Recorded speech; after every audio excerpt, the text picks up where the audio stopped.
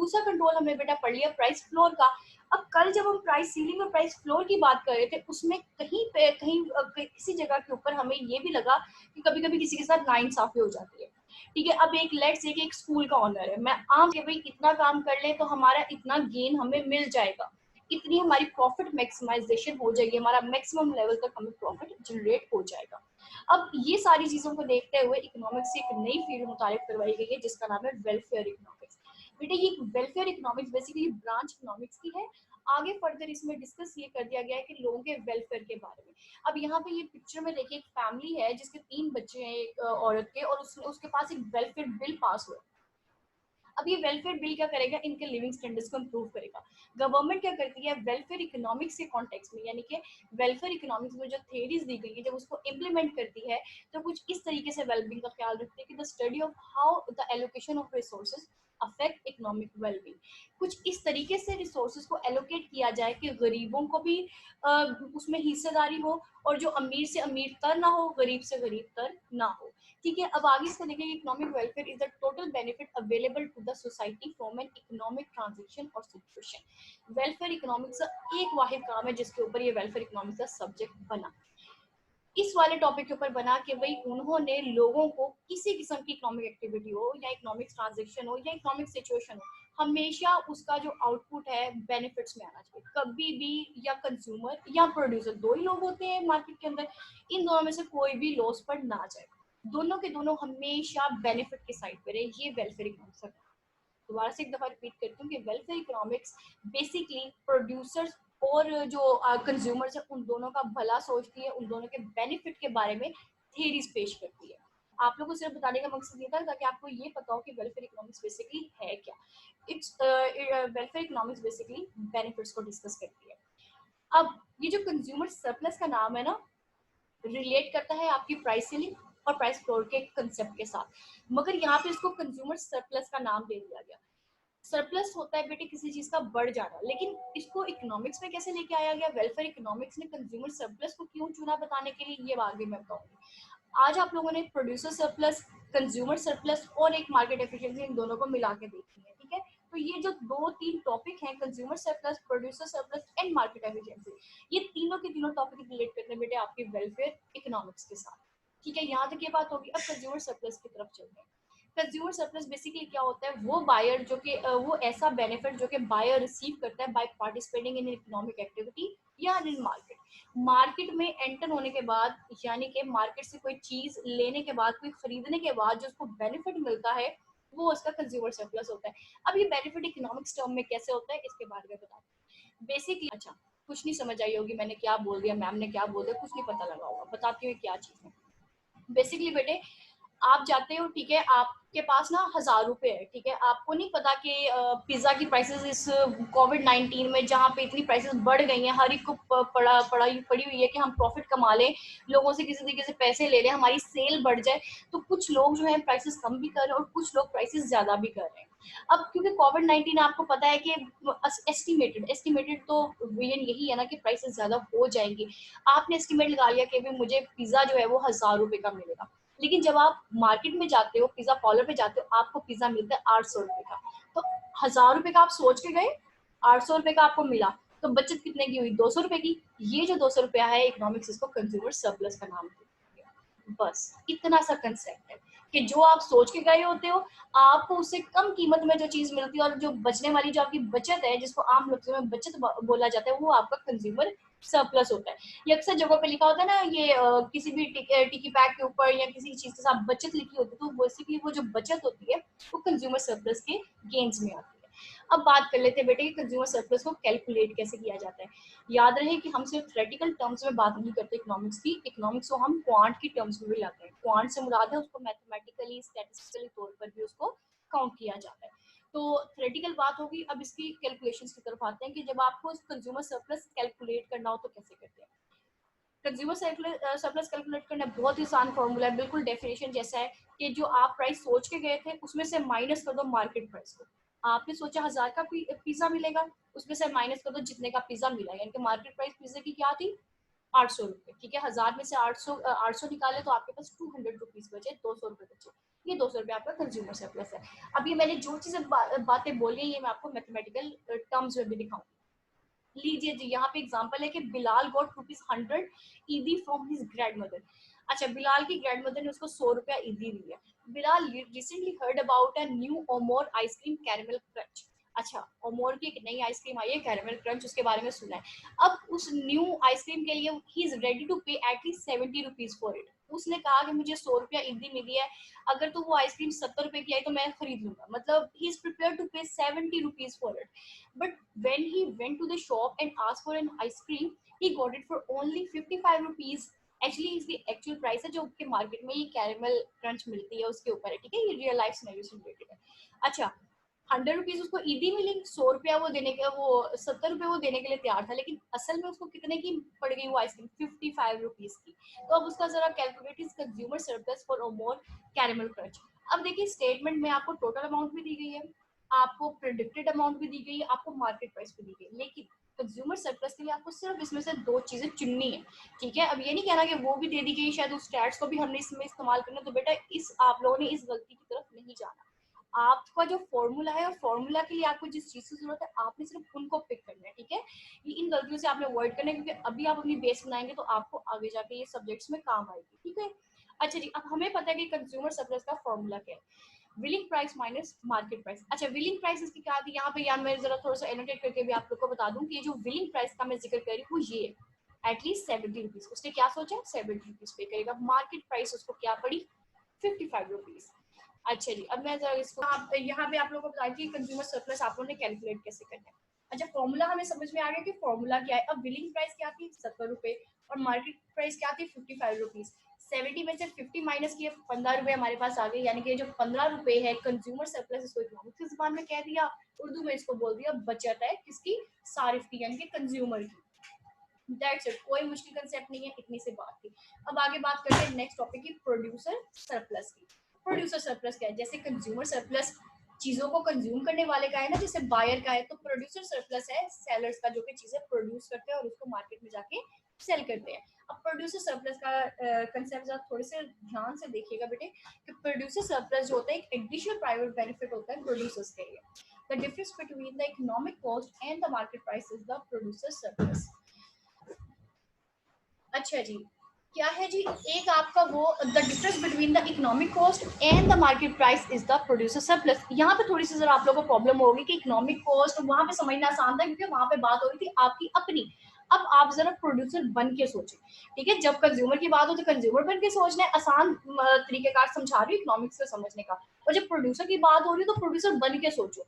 जब आप जब तक उनके करेक्टर्स में नहीं जाओगे ना, आपको ये चीजें समझ नहीं आएंगी, ठीक है। अब लेट्स से आप प्रोड्यूसर हो, अब जब आपने एक बॉल पॉइंट प्रोड्यूस करनी है, एक बॉल पॉइंट को प्रोड्यूस करने के लिए आपकी जो इकोनॉमिक कॉस्ट आई, यानी कि उसको बनाने के लिए आपको आई है 50 रुपए, ठीक है। आम बॉल पॉइंट, उसका सिक्का लिया, उसके अंदर इंक डाली, उसका प्लास्टिक लिया, 50 रुपए की बन गई। And the market price is the producer surplus.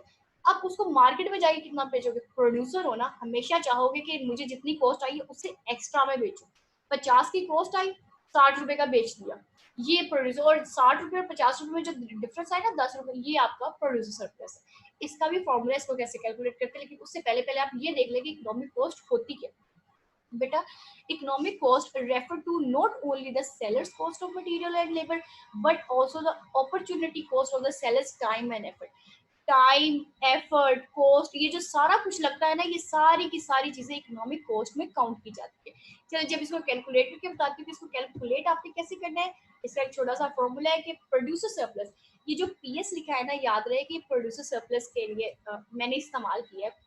P stands for producer and S stands for producer surplus. अच्छा, प्रोड्यूसर सरप्लस का फॉर्मूला है मार्केट सेलिंग प्राइस, यानी कि मार्केट में वो कितने का बेचा, माइनस इकोनॉमिक कॉस्ट, यानी कि आपको वो कितने का पड़ा। आसान अल्फाजों में कह रही हूँ, मार्केट में कितने का बेचा, आपको कितने का पड़ा, वो माइनस कर दो आपस में, यानी कि मार्केट की प्राइस लेके उठाओ, उसमें से माइनस कर दो जितने का आपको एक्सपेंस पड़े, आपको खर्चा जितने का पड़ा उस चीज को बनाने में, तो आपका प्रोड्यूसर सरप्लस निकल आएगा। आम सी एग्जांपल के साथ इससे समझाऊंगी।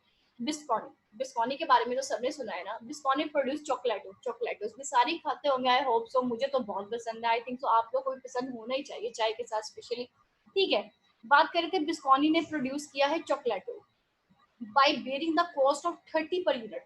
एक चॉकलेटो बनाने के लिए उनको 30 रुपए लगे हैं, यानी कि एक चॉकलेटो का पैकेट बनाने के लिए उनको, मतलब पैकेट की बात नहीं, एक पर यूनिट की बात करें, पैकेट के अंदर तो बहुत सारे यूनिट्स होते हैं बेटा। यूनिट की बात यहाँ से याद रहे, यूनिट से मुराद है एक बिस्किट, सिर्फ मतलब कि ना एक पैकेट के अंदर जो एक बिस्किट होता है, फिर एक डब्बा होता है, एक पैकेट होता है फिर डब्बा होता है। मैं पैकेट की बात करूँ ना कि डब्बे की बात कर रही हूँ। उस डब्बे के अंदर जो पर यूनिट है वो 30 रुपए का उनको पड़ा है। अब during COVID-19 pandemic, Biscone expected that their chocolato will be sold as equal to their cost. अब जो था बिस्कॉनी के प्रोड्यूसर थे चॉकलेटो, जब उन्होंने प्रोड्यूस किया उनको लगा कि भाई COVID-19 चल रहा है, लोगों के पास पैसे नहीं है, तो हो सकता है कि हमारा 30 का बिस्किट 30 में ही बिके। ठीक है, यानी कि 30 रुपए का जो चॉकलेटो बनाया है वो 30 रुपए में ही सेल हुआ। लेकिन जब वो उनको सेल करने गए तो उनका एक एक यूनिट 50 रुपए का सेल हुआ। इट मीन्स कि वो एक्सपेक्ट तो जरूर कर रही, एक सिचुएशन है, ठीक है, आपने इस चीज से घबराने की ये क्या सिचुएशन दे दी, एकदम से हैरान हो गए कि भाई ये क्या लिखा हुआ है। आप लोगों ने अपनी, जो आप लोगों को फॉर्मूला के अंदर इंफॉर्मेशन रिक्वायर्ड आपने वो उसमें से उठा ली है। अब फॉर्मूला की इंफॉर्मेशन उठाओ। फॉर्मूला क्या है? Market selling price minus economic cost. अब इधर देखो, मार्केट सेलिंग प्राइस क्या है? सेलिंग प्राइस से मुराद है जितनी प्राइस में उसको मार्केट में बेचा गया, 50 रुपए। ठीक है, सेलिंग प्राइस हमें 50 रुपए मिले। इकोनॉमिक कॉस्ट उसके ऊपर कितनी लगी, यानी कि उसको बनाने में कितना खर्चा आया, 30 रुपए आया। मिल गई हमारे मतलब की कॉस्ट, अब हमारी मतलब की स्टैटिस्टिक्स मिल गई। तो लो जी, फॉर्मूला के साथ पुट कर दो। मार्केट सेलिंग प्राइस कितनी है अभी? 50 रुपए, माइनस इकोनॉमिक कॉस्ट कितनी पड़ी? 30। तो आंसर आया आपका 20, यानी कि प्रोड्यूसर को कितने की बचत हुई? 20 रुपए की प्रोड्यूसर को बचत हुई। तो हम लोगों ने ये कंसेप्ट सीखा। ठीक है, प्रोड्यूसर सरप्लस क्या है कि जितनी उसको मार्केट में सेल हुई है वो प्राइस में से माइनस कर दो जितना उसका खर्चा आया उस चीज को बनाने के लिए, तो प्रोड्यूसर सरप्लस सामने आ जाता है। अगली बात करते हैं, मार्केट एफिशिएंसी क्या है। अब हम बात कर रहे थे वेलफेयर इकोनॉमिक्स की आज के टॉपिक में। असल जो कंटेंट है हमारे वो तीन थे, कंज्यूमर सरप्लस, प्रोड्यूसर सरप्लस और मार्केट एफिशिएंसी। ठीक है, हम लोगों ने इन कंटेंट के मुताबिक ये देखा कि ये जो तीन टॉपिक्स हैं पर्टिकुलरली किस ब्रांच से निकले हैं और माइक्रो में इनका क्या रोल है। ठीक है, वो बेसिकली इंटरलिंक टॉपिक है, प्राइस सीलिंग और प्राइस फ्लोर से इसी करके इसी उनको वेलफेयर इकोनॉमिक्स में ऐड कर दिया जाता है। ठीक है जी, तो अब हम लोगों ने दो टॉपिक्स अपने कर लिए हैं, producer surplus and consumer surplus. अब हमने चलना है मार्केट एफिशिएंसी की तरफ कि क्या जब मार्केट में आप प्रोड्यूसर सरप्लस और कंज्यूमर सरप्लस के बारे में सोचते हो, ये वर्क कैसे करता है और मार्केट एफिशिएंसी के साथ कैसे चेक की जाती है, तो हम उसके बारे में देखेंगे। ठीक है, सबसे पहले तो ये देखिए कि अगर आपने मार्केट की एफिशिएंसी निकालनी है, बेसिकली बेटे बताती चलूं कि मार्केट की एफिशिएंसी निकालने के लिए एक छोटा सा प्लानर तैयार किया जाता है, उसको नाम दिया जाता है द बेनेवोलेंट सोशल प्लानर। अब ये बेनेवोलेंट सोशल प्लानर क्या है, इसको बनाने वाले कौन थे, हम ये इसके बारे में जानेंगे। बेसिकली हमें बेसिक इन्फॉर्मेशन चाहिए, इसकी डेप्थ में हमने नहीं जाना। हमें सिर्फ ये पता होना चाहिए कि जब आपने किसी चीज को एफिशिएंट बनाने की तरफ जाना है, जैसे होता है ना किसी चीज के लिए फॉर्मूला एक तैयार किया जाता है, इसी तरीके से अगर मार्केट एफिशिएंसी की तरफ जाना है तो वेलफेयर इकोनॉमिक्स के अकॉर्डिंग हमें एक द बेनेवोलेंट सोशल प्लानर के तहत काम करना पड़ता है। बेसिकली बेनेवोलेंट सोशल प्लानर है क्या, इसके बारे में देखेंगे। In almost every models in economics, यानी कि शॉर्ट रन मॉडल है, लॉन्ग रन मॉडल है, माइक्रो मॉडल है, मैक्रो मॉडल है, वहां पे there is so called benevolent social planner. हर जगह पे सोशल ये जो बेनेवोलेंट सोशल प्लानर इस्तेमाल होता है। Next, this is as if all the power God allocates all the candies and bread across you and me, across today and tomorrow, so that all together all of us feel happiest. आसान सी definition बताती हूँ आपकी अपने जबान में कि benevolent social planner basically concept अपने पीछे क्या रखता है। अगर जितने रिसोर्सेज हैं, दुनिया का पानी है ना, पानी चले, पानी को छोड़े, पानी तो सबके पास है, ऑयल, ऑयल है ना, दुनिया में रिसोर्सेज हैं, ईरान, इराक, कुवैत, इनके पास हैं। अगर ये तमाम ऑयल के रिसोर्सेज हर कंट्री में इक्वली डिवाइड कर दिए जाए, यानी कि पाकिस्तान को भी सेम गैलन, इंडिया को भी सेम गैलन, यूएस को भी सेम गैलन, चाइना को सेम गैलन हो गया, ऑस्ट्रेलिया को हो गया, जर्मनी को चला गया, ईरान, इराक, इधर इधर कुवैत वगैरह, हर जगह सेम गैलन ऑयल के मतलब के चले गए सबको, तो ये कहा जाता है कि ये काम हुआ है बेनेवोलेंट सोशल प्लानर के। तो बेसिकली जैसे अल्लाह मियाँ है, अल्लाह मियाँ सब लोगों को कैंडीज और ब्रेड सबको सबको देता है ताकि सब खुश रहे। ऐसा ही होता है ना, अल्लाह मियाँ ने अपनी रहमतें हर एक इंसान पे की हुई है, ये हमारे गुनाह ही है जो कि हमें रहमतों से जहमतों की तरफ लेके जाते हैं। वरना अल्लाह मियाँ जब किसी इंसान को दुनिया में लेके आता है तो उसके नसीब में रहमतें ही लिखी जाती हैं। हर आने वाले इंसान के नसीब में बेटे रहमतें होती हैं। ये जो जहमतें हैं वो हमने अपने करतूतों की वजह से, अपने गुनाहों की वजह से की हुई है, और कोई बात नहीं है। तो बेसिकली अल्लाह मियाँ जैसे वर्क करता है, बेसिकली इसमें मिसाल वही रखी गई जैसे बोर्ड वर्क करता है, वही सेम पैटर्न पे अगर इकोनॉमिस्ट काम करे तो क्या होगा जी, सारे के सारे खुश हो जाएंगे। यानी कि तमाम लोग अगर economic activities benevolent social planner के तहत, यानी कि तमाम इकोनॉमिक एक्टिविटीज से हासिल होने वाली प्रोडक्शन सब में इक्वली डिवाइड कर दी जाए, तो सब के सब आने वाले वक्तों में और जो वक्त गुजर रहा है उसमें खुश रहेंगे। बेसिकली ये चीज है।